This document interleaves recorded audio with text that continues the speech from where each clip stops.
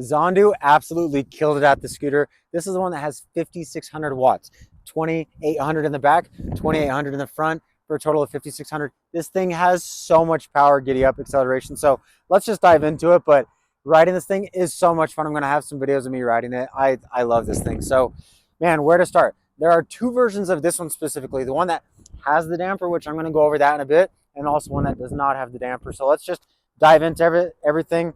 But know that everything that I say of this is true of the other version, other than the damper itself. So starting at the top, you got the handles, which I really, really like, because right here where like the butt of your hand is, and by the way, it's pretty cold outside, so that's why I'm wearing gloves, but riding this thing in the cold is still so much fun. So like right here at the butt of your hands, having it right there, I really like that for like really when you're kind of like digging into it. It's really, really nice for that. To be able to turn it on, you're going to use this key. You're going to turn it on first, and then you're going to hold the power button down over here. That's what turns on your screen to be able to then act, do everything that you need to do. Then to turn it off, you turn this off first, and then this. So that's always the order that you do it in. But the brakes on this thing are incredible. They are hydraulic brakes. Come check these bad boys out. You have disc brakes both on the front and on the back, which makes it cool down really quick when you need to, if it's getting, hot, if you're riding it in the summer or anything like that.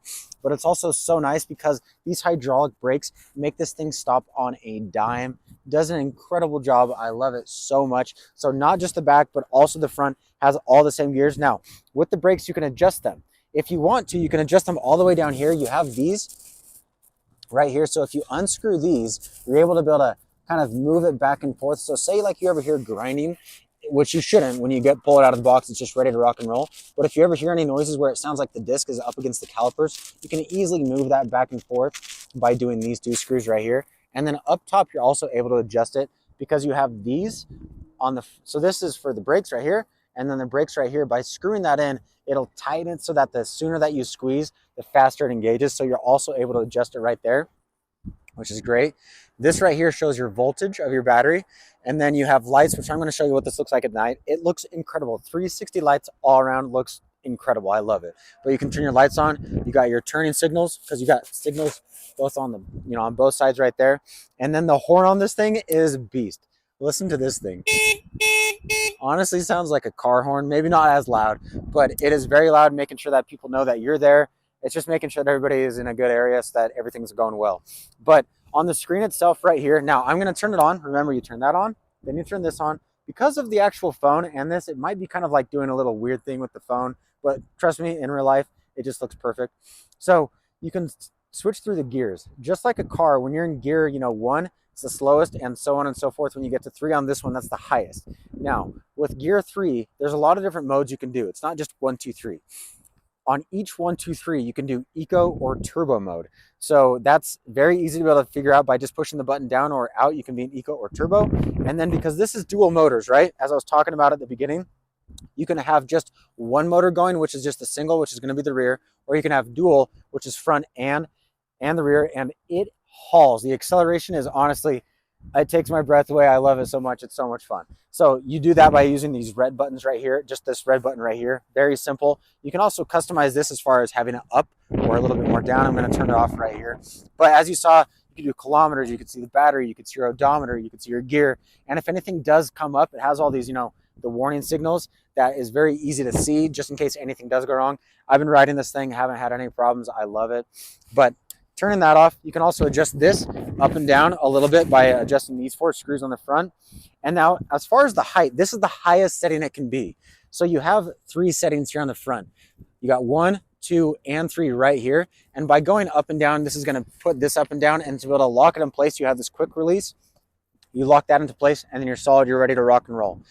Now, one thing that I think is really cool about this, other than like some other scooters where you can't lay it down, with this one, you're able to lay it down in the sense that you can fold this back. So if you ever need to travel and you need to put it in the back of your car, it works super well with that, which I love. So love that. Now, as I was saying, it has lights 360. It also has these beast of lights on the front that put out so much light. I was riding this last night, and you can see you have so much visibility, which I love. Got the horn right here. You can adjust these up and down. You can also kind of twist them however you want. You also have the mud flap on the front, mud flap on the back, making sure that you're staying nice and clean. Now check this thing out. This red thing right here is the steering damper, okay? So this is really, really nice. If you're someone that likes to ride fast, this is something that really helps with speed wobble as well as riding with one hand. What I mean by that is, just like in a car, this is the best way I can think about it, is if you're in a car and you're trying to steer the steering wheel, if you've ever been in a car that doesn't have power in steering wheel, might be a really old car, but you are just yanking it just really hard. Or if you've been in one that's like broken and doesn't have all the fluid, you just like can twist it. You want something that's in between, where it's nice and medium and it feels good, where you can kind of like interact with it. That's what this is for. It's making it so that when you twist this right here, it doesn't just go whoop, whoop, whoop. Like you gotta like put a little bit of pressure on it. And by doing that, it makes it more stable, especially at higher speeds. So if you've ever had speed wobble, you don't have it with the speed, with the damper right there.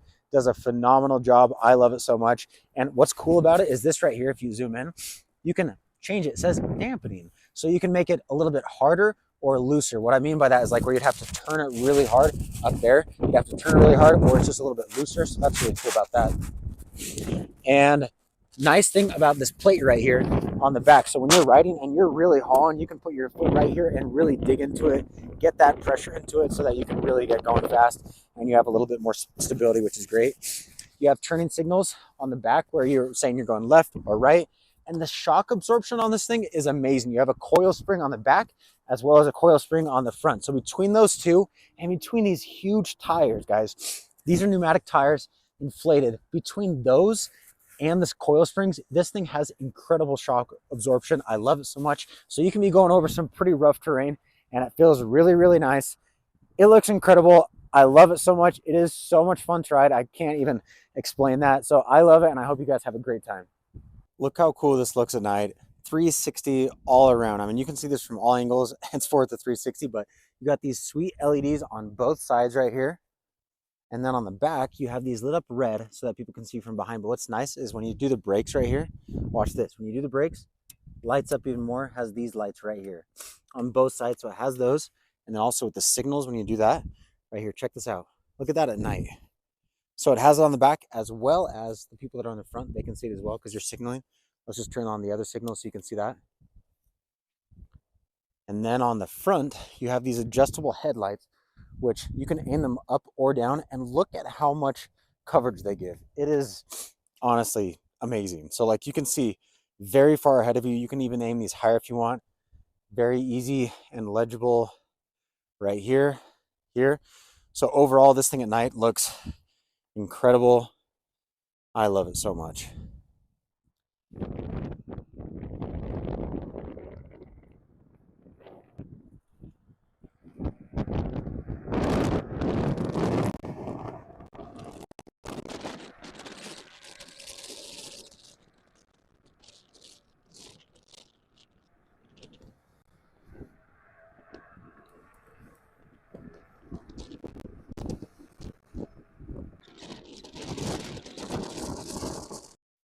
When you first get everything unpacked, this is what it's going to look like. Your scooter is going to be just like that. And then these are going to be the parts that we're going to be attaching, as well as the handlebar and some other stuff. But we can push this stuff aside and we're going to focus on the scooter and go from there. So how you're going to be able to get this scooter up, one thing that I will say is when you do get it up, make sure that you're going to put the kickstand down right away. This thing is pretty heavy because of the size of the battery. But all you have to do is you're going to push this lever down and then you're going to pull this entire unit up to be able to put it upright. With your scooter now propped up, all you have to do is you're going to put this red lever, you're going to lift it up and then push it all the way up against this right here, and it will lock it in place so that it's not going to go anywhere. As you can see, this is totally flush. That's locked into place. Now what we're going to do is we're going to put the handlebars up on top. How you're going to do that is it's just going to be hanging like this when you have it. What you want is you're going to grab this, you're going to kind of flip it around, and you're going to find this piece right here. And what you want is you want this piece to go onto here. Now we're going to tighten it down, but that's what it's going to look like. You're going to have the cords coming off of this way or the other way. I think it feels a little bit better that way just because of how they are right here. But then what we're going to do is you want to make sure that it's nice and flush right here. And then with the tools that it did come with, you're going to use the Allen wrench and you're going to tighten these down until it's nice and tight so that you can control your scooter. Now that you got this on, you got these two nice and tight, you have it aligned nice and straight. What we're going to do now is you're going to have this little piece of plastic that you're just going to pull off right here, the protective film. This is being able to show you what your voltage is. By the way, your keys are going to be attached right here and you can just snip these right off. You have two sets of keys, which is great. as well as this is the next piece that we're going to do right now. So this piece is going to be loose. What you're going to do is you're going to grab, once again, the tools that it comes with, and you're going to be tightening these down right here at whatever angle it is that you want. You know, when you're standing on it, you want this looking at you. This is going to show you your kilometers per hour, miles per hour, distance, everything. So just tighten these down to whatever it is that you want. And then it's as simple as that using these tools. Next, you have the seat. Now, this part is optional as far as if you want it on or not, but if you do want it on, you're going to have these bolted down to the plate right here, and then you're going to lift this up. You're going to think that it's not going in. All you have to do is you have to push this pin in right here, and then you're going to lift this up and, you know, find a spot that's nice and tight, and then you're going to pull it down until it's all the way snug, and then this piece will be on. So that's what I'm going to do right now, is just make sure that this is tight. Now for the actual seat, what you're going to do is you're going to open this quick release lever. You're going to put this into whatever height that it is that you want. Let's say that you're right there. You're going to then push this in. Make sure that this is nice and tight. If you want this tighter, you're going to twist it. You're going to open it and twist it and then squeeze it in. And then you can have the seat wherever it is that you want. But that's how you put the seat on. And if you don't want the seat, once again, all you do is you just take these screws out right here, and then you would screw them back in so that you have the screws just in case you ever need them again. But then this whole plate will come off as well as the seat. But the seat is sweet because it has these springs. So next you have this mud flap that you're going to put here, but before you do that, I want to make sure that you put these on. Now these are already going to be attached as far as kind of dangling.